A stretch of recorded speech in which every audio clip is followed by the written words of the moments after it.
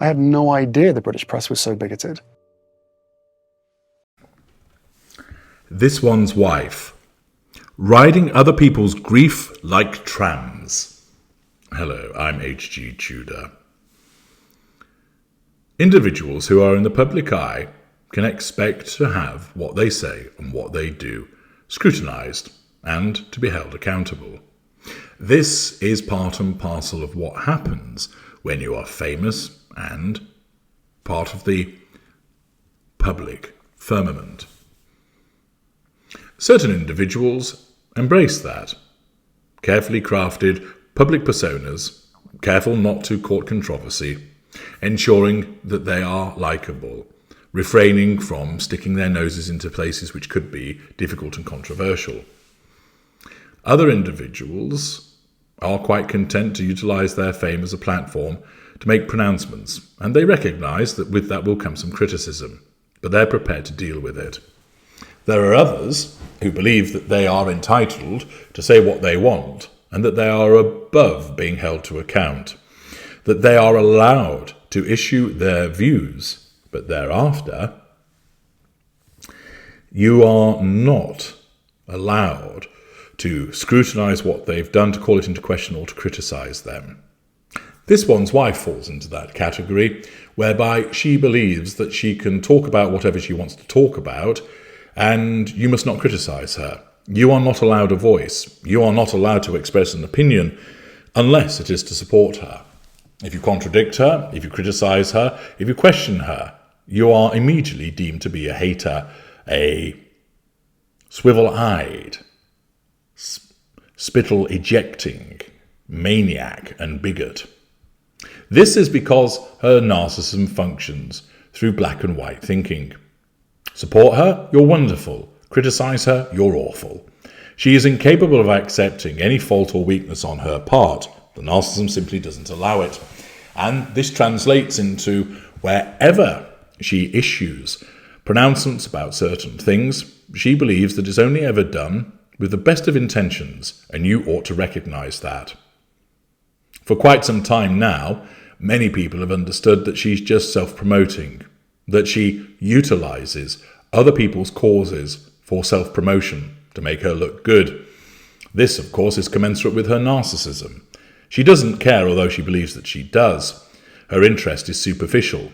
What's really going on is that the appropriate cause can be hijacked by her, that she can jump onto the bandwagon to ensure that she controls people through her supposed compassion, that she receives fuel by way of their reactions to it, that she manages the facade as a residual benefit, and that it leads for opportunities which could lead to character trait acquisition and further residual benefits. Certain individuals have seen straight through this, one of whom is Quentin Letts of the Mail, who leads with the title Florid, Banal Psychobabble Reeking of Opportunism. Harry and this one's wife are riding other people's grief like trams. Veteran Sussex watchers were yesterday in their power showers, trying to scrub clean after the latest hosing of treacle from this one's wife. This one's wife and Harry had issued another of their press statements, this time about child safety on the internet. Such announcements have become a regular part of the Sussexes' modus operandi, linking them to a topical issue on which they can parade their empathy. Their statement, not for the first time, was peppered with American emotionalism, tear-stained platitude, mixed with a certain self-serving preachiness. Florid, banal, breathy, reeking of opportunism, it is an art form the exiled royals are fast making their own. Commenting on a US Senate hearing into dreadful instances of internet child abuse, the duo applauded the bravery and determination, one noun will never do, of parents whose children had suffered. As they clawed their way into the circle of virtue, out of the way, people, this is about us, the Sussexes boasted that, over the past few years, we have spent time with many of these families, listening to their heartache and their hopes for the urgent change that is needed. This was an issue that transcends division and party lines. They also disclosed that one father had told them If love could have saved them, all of our children would still be here. Journalistic scepticism may seem harsh given the sensitivity of the issue at hand. Yet when an issue is this delicate, would it not be seemly for minor royals to keep their self-promotional psychobabble to themselves? Pausing there. Well, of course it would. But what you have to remember, Mr. Letts, she is a narcissist and therefore is incapable of doing that.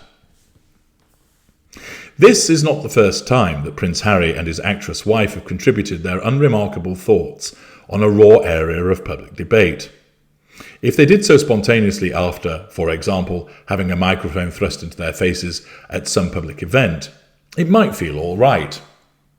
But the Sussexes come out with sentimental sores on the level of low-grade greetings cards, and they do so by placing them under the news section of their personal website. Sorry, but this is pure PR puffery. Turn pain into purpose, said Harry at a World Mental Health Day in New York in October. As it happens, he was talking about how those who suffer misfortune can sometimes become stronger as a result. Days are long, but years are short, added his consort at the same event. Huh? It's the sort of inscrutable gibberish Guru Master Po used to say to Grasshopper in the 1970s TV show Kung Fu. Or take this corker. I'm confident, said this one's wife, again on mental health, that with more ears and awareness and visibility of what is really happening, we can make some significant change together. More ears are two not enough for anyone. As part of her payback to Netflix, from which she and her husband received millions of dollars, the Duchess disclosed that in her wedding speech she spoke of the everlasting knowing that, above all, love wins. If you said that at most English county weddings, there would be a ripple of mirth and a teasing forest of fingers down throats. Heaven knows what Harry's old muckers made of his bride's claim. Guy Pelly must have almost done the nose trick. But this one's wife appears impervious to British taste. She is immune to the most diabetic high levels of rhetorical saturine. Along with the unfortunate droopy-tailed Harry, the Duchess is a devotee of California psychobabble and of anxieties being worn as social and political badges. In other words, word salad and pity plays. Look at me, these say. I'm sensitive. I'm not a viciously ambitious multimillionaire West Coast actress cynically adopting positions for career purposes. I'm a genuinely humble, vulnerable, touchy-feely soul. Facade management. And if you suggest otherwise, my attorneys will bust your ass. Threat. If British politicians issued the sort of emetic press releases that Harry and this one's wife do, they would be swiftly denounced for gross misjudgment and for trying to surf on other people's misery. Again, you may think this is a harsh comment.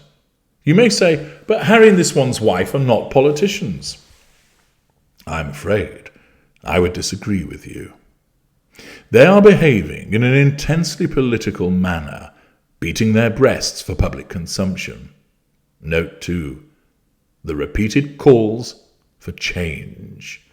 These smack of political campaigning. The Sussexes may think that their press releases are powerful and poetic. To British taste they will, possibly, more likely look manipulative and opportunistic. Merely as literary venues, or ventures, they are cloyingly mawkish, viscous in their sentimentality. Whoever writes them has the prose style of a schoolgirl diarist. It is sad that the prince has lost sight of the British virtue of understatement. When it comes to expressions of sympathy, less is always more. Instead, we are subjected to this mush and gush. On planet Sussex, light is always being shined, be it on empowerment or inequality. Trite stylistic doubles are deployed. Writing in Elle magazine, this one's wife said that women should focus less on glass slippers and more on pushing through glass ceilings. And then there was a ripple of hope can turn into a wave of change, a phrase the couple pinched off the late Robert Kennedy and used at some humanitarian awards in 2022. There is much focusing on well-being and relating to shared experiences and challenges and discovering of opportunities for growth. Mentoring is a must-have, both for mentors and, the dreadful word, mentees, and hearts are invariably heavy. Other people's disaster and grief are ridden like trams. And indeed, that is the case. That when it comes to this one's wife, her narcissism causes her to swoop in, ghoul that she is, hijacking the grief of other people in order to make it all about her. I'm H.G. Tudor. Thank you for listening.